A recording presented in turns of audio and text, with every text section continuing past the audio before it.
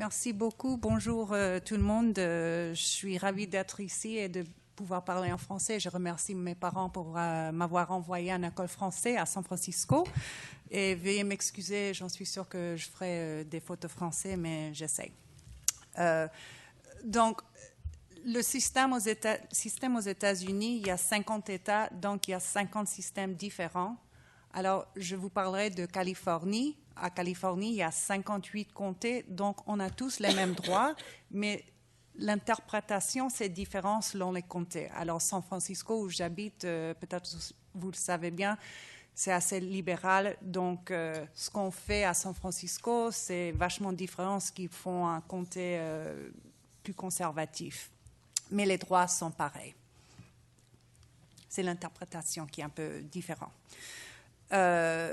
On m'a demandé de parler des forces et des faiblesses de notre système. Alors, on a des forces qui sont aussi des faiblesses. On essaye en Californie et surtout aux États-Unis, parce que ça, c'est un mandat fédéral, de garder les familles réunies. Alors, si c'est possible de garder l'enfant dans la famille, même s'il est arrêté, si c'est sûr, et ça, ce qui est différent. À San Francisco, on trouvera quelque chose sûr que peut-être dans un autre comté plus conservatif, ils diront que non, c'est pas sûr.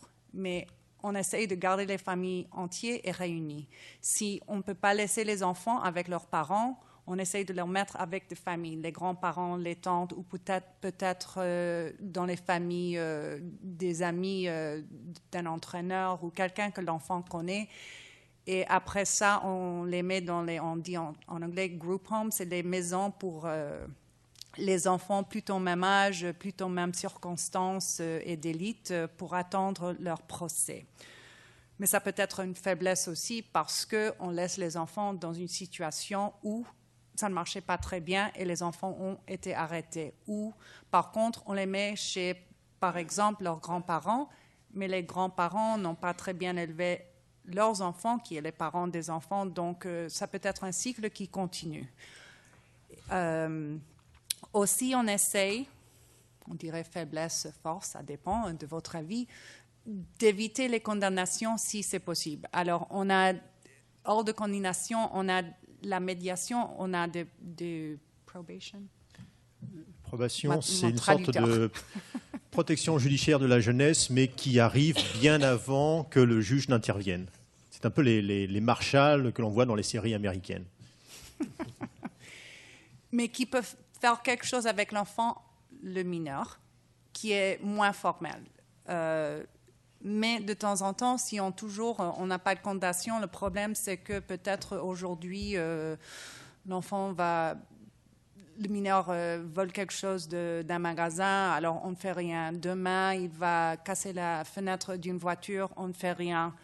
Alors, troisième fois, il fait quelque chose et il blesse quelqu'un vraiment, et il est étonné qu'on va lui demander de prendre la responsabilité pour ses actions. Donc, ça ne marche pas toujours très bien, mais voilà. Une grande faiblesse pour nous, c'est qu'on a des enfants qui sont deuxième, troisième génération dans le système. Ça veut dire que leurs grands-parents ont été délinquants et peut-être leurs parents avant eux et leur mère est devenue enceinte pendant qu'elle était délinquante. Le mineur a été né quand la mère avait 16 ans. Donc, on a toute la famille dans le système et ça devient pour certains enfants une attente qui seront arrêtés, qui seront partis du système. Ils ne pensent pas qu'ils ont des autres choses à faire. C'est ce que fait ma famille. Peut-être il y a quelqu'un, famille de fermiers, et tout le monde va faire ça. Ma famille, on est tous criminels, donc on va tous faire ça. Et c'est dommage. Mais c'est fréquent. On voit les enfants des parents qu'on a eus il y a 10 ans. Alors, on m'a demandé de parler un peu des différences, mais selon ce que j'ai entendu, quelques faits dont je vais parler, vous avez ici en France aussi. Mais avant de passer la peine, on a quelque chose qui s'appelle, c'est les droits des victimes. Donc, les victimes aux États-Unis ont le droit à Californie ont le droit d'être présents à chaque audience du procès. Mais ils ont le droit, mais vrai dire, ils ne le font pas. Ils viennent surtout à l'audience où le juge va passer la peine. Mais normalement, ils ne vont pas chaque fois, mais ils peuvent s'ils veulent. Et aussi, on fait beaucoup, je crois que le professeur a parlé de justice réparatrice. Alors ça, c'est quelque chose qui se fait beaucoup à San Francisco. L'idée, c'est que le crime est contre un individu, ce n'est pas contre l'État, même si le cas se nomme l'État de Californie contre le mineur. C'est vraiment le mineur, l'exemple que le professeur a donné, a volé la voiture de quelqu'un. Alors, le victime et le mineur, avec une médiateur, viennent et se parlent, et le victime lui dit « Je veux que tu comprennes que quand tu as fait ça, ça c'est ce qui m'a passé. » Et c'est beaucoup plus... non, même pas en anglais. Efficient, efficace. Efficace, merci. C'est beaucoup plus efficace parce que ça donne une compréhension aux mineurs de savoir... C'est pas seulement que c'est contre la loi, c'est que ce monsieur, j'ai pris sa voiture, il n'a pas pu travailler, il a perdu son boulot, il va peut-être perdre son appartement, et ça, c'est les conséquences de mes actions. Donc, ça fait beaucoup plus bien pour les enfants. Ils réalisent, ce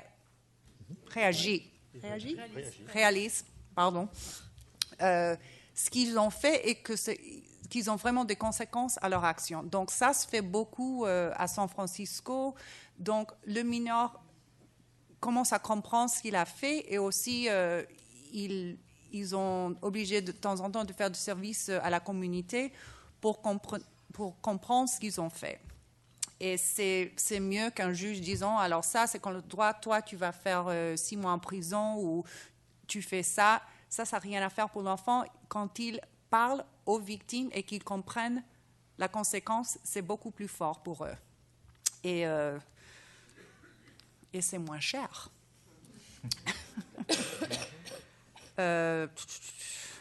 Alors, vous avez parlé de la responsabilité des mineurs entre 7 et 13 ans. Aux États-Unis, la présomption, c'est qu'ils ne sont pas responsables. Mais le procureur peut refuter que l'enfant a compris la gravité, le caractère illicite de ses actions au moment du crime. Donc, le problème, c'est que s'il comprend maintenant, mais il n'a pas compris il y a 2 jours ce qu'il a fait, il n'est pas compétent pour passer au procès. Mais moins de 13 ans, on dirait plutôt qu'ils ne sont pas compétents et c'est au procureur de réfuter que les mineurs soient compétents pour participer au procès.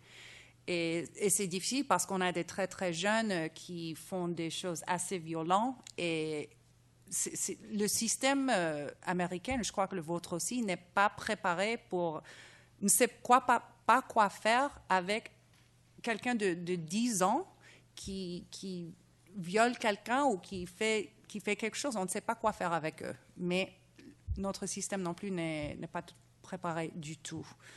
Mais le juge doit s'assurer que l'enfant comprend la différence entre bien et mal. Et le mineur doit comprendre la nature de l'accusation contre eux et aussi doit pouvoir assister son avocat à préparer la défense. Donc, il y a des experts qui font une évaluation médico-légale. Okay. Pardon. Pour expliquer ou pour dire au juge ce qu'il pense. Le juge n'est pas obligé d'accepter la recommandation d'experts. Donc, normalement, vrai dire, ils l'acceptent, mais ils ne sont pas obligés de l'accepter. Et nous, à Californie ou à San Francisco, le mineur est arrêté. En 48 heures, le procureur doit décider s'ils vont demander un procès. S'il dit oui, en 48 heures, ou si c'est le week-end, le prochain jour de business, il est au tribunal devant le juge. Et s'il est en prison, c'est 10 jours après ça qu'il y aura une petite audience pour décider s'il y aura un procès. Et si toujours en prison, le procès doit être en 30 jours. Mais le mineur peut dire non, je ne suis pas si pressé, je peux attendre. Et ça, s'ils sont hors de prison, s'ils sont à la maison ou ailleurs, il va y avoir un procès aussi. Et si je comprends bien ici, votre procès, les victimes ne sont pas obligées de se présenter, donc c'est difficile de poursuivre. Aux États-Unis, ils sont... Qu'est-ce que ça dit? Il y a une réquisition pour les victimes pour se présenter au procès. Alors tout le monde, parce qu'aussi je comprends que les polices ne se présentent pas au procès non plus parce qu'ils écrivent un rapport et ça c'est tout. Oui, tout à fait. Ça on ne fait pas. Donc la police écrit leur rapport, mais ils doivent venir parce que l'avocat de mineur va leur poser des questions, va leur dire mais vous avez dit que vous avez vu ça, mais est-ce que c'est vrai que il faisait nuit, c'était de 10 mètres et vous n'avez pas pu voir ou quelque chose comme ça. Alors la police et la victime et tout le monde, il faut qu'ils viennent pour le procès. Si la police ou la victime ne viennent pas, le procès est annulé parce que les mineurs ont les mêmes droits que les adultes. Ils ont le droit de confronter leurs accuseurs. Et si les accuseurs ne viennent pas au tribunal, ils ne vont pas être condamnés. Alors, ça, je crois que ça, c'est un peu différent que chez vous. Ah oui. On m'a demandé de parler absentéisme scolaire. Alors, aux États-Unis, à San Francisco, Californie, pardon, on ne peut pas être arrêté seulement pour ne pas avoir allé à l'école. Mais si un mineur est en probation, normalement, c'est une condition. Peut-être une condition de la libération, de la détention à la maison ou de probation. Donc, si c'est une violation de ça, l'officier de probation peut arrêter le mineur et peut le mettre en prison. Ce qui se passe vraiment, c'est que les officiers de probation ne veulent pas faire ça. Ils veulent que le juge prenne la décision.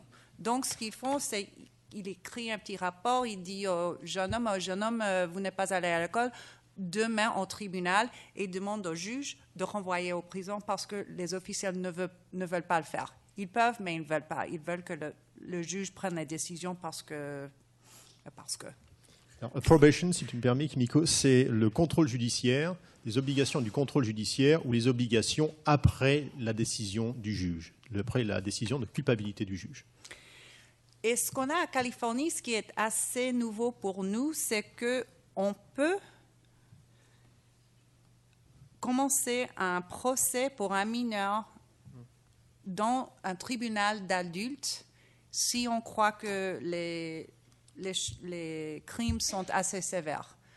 Ça, c'est arrivé parce que, je ne sais pas, il y a 5 ou 10 ans, quelque chose peut-être comme c'est passé aux marins, ils ont dit, alors on ne va pas laisser le système de mineurs traiter de ce cas parce qu'on croit que le mineur est si violent ou si dangereux ou si quoi que ce soit, il va être dans un tribunal d'adultes.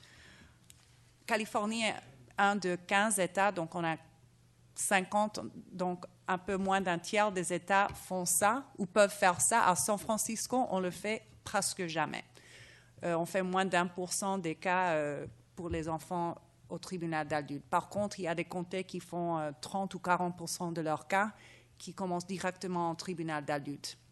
Par contre, ce qu'on fait à San Francisco, c'est que si on a des mineurs de 16 ou 17 ans et si le procureur pense que le cas est assez grave, il demande au juge de mettre le cas au tribunal d'adultes. Donc, il y a une audience et les critères sont le degré de sophistication du crime. On se demande si le mineur peut être réhabilité. On se demande l'histoire de délinquance précédente du mineur, si on a réussi ou pas de réhabiliter dans le passé, et les circonstances et gravité du cas. Donc, j'ai demandé, juste avant de venir, j'ai demandé au juge qui fait la délinquance à peu près combien de cas où le procureur veut que ça soit au tribunal d'adultes, combien s'en vont. Elle m'a dit à peu près la moitié. Alors, c'est le juge qui décide si le cas va aller. Si le cas commence au tribunal d'adultes, c'est l'avocat du mineur qui doit convaincre le juge que le cas qu'il veut que le cas retourne au tribunal d'enfants. Mais c'est l'avocat. Alors, ça dépend. C'est la responsabilité du procureur pour monter. C'est la responsabilité de l'avocat pour mineur de descendre.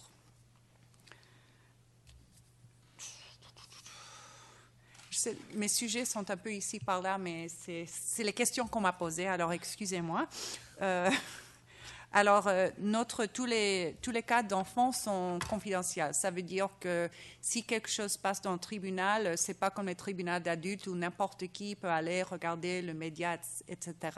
C'est confidentiel. Et même, alors, s'il y a le cas de tel mineur, les autres familles et les autres gens qui attendent pour leur enfant ou s'ils sont victimes, ils ne peuvent pas rentrer dans le tribunal avant que leur cas soit appelé. Et de temps en temps, comme avocat, moi, je peux être dedans, mais il y a quelques-uns qui sont tellement privés ou je ne sais pas que le juge dit tout le monde dehors. Normalement, les avocats restent, mais de temps en temps, on est obligé de sortir aussi. Nos cas ne sont pas nommés par vrai nom. On utilise le prénom et l'initiale de famille, par exemple, Kimiko B. Ou de temps en temps seulement les initiaux parce qu'ils disent le prénom c'est trop ça. Alors on dit KB. Et par contre les cas qui sont publiés dans les livres par les tribunaux sont seulement les initiaux, donc c'est difficile si on veut souvenir d'un cas, c'est là où c'était AB, mais il y a une trentaine de cas qui étaient AB, donc c'est un peu difficile de retrouver, mais c'est une manière de garder la confidentialité des mineurs. Par contre, si le mineur est dans un tribunal adulte, c'est pas confidentiel, c'est pour tout le monde de voir.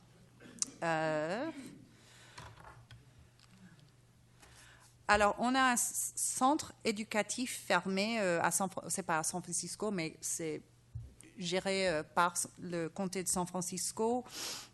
Et le temps que les enfants passent là, s'ils sont envoyés là, n'est pas spécifique. Et ça, c'était au début, pour moi, c'était assez difficile de comprendre. Alors, c'est 1 an, 2 ans, non, c'est vous êtes envoyés et il faut que vous complétiez un programme. Donc, normalement, ils passent à peu près 10 mois, mais s'ils ont des problèmes de comportement ou s'ils ne font pas ce qu'il faut, ils restent plus long. Ils ne peuvent jamais rester plus long que le temps qu'un adulte peut être en prison pour le même crime. Donc, pour nous, vente de drogue, c'est 5 ans, le pire. Alors, un enfant ne veut pas pouvoir rester dans le centre éducatif fermé pour plus de 5 ans. Mais c'est beaucoup plus moins, c'est rare que c'est plus de 14 mois.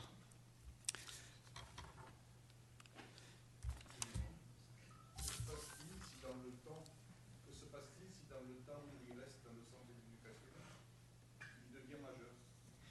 Il reste.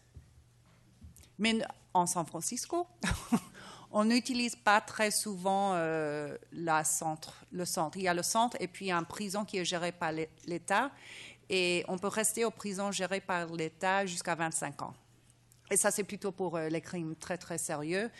Mais ils ne peuvent pas rester... donc, s'ils ont condamné à 18 ans, ils ne peuvent pas rester plus que 7 ans. Mais ils peuvent rester jusqu'à 25 ans en prison.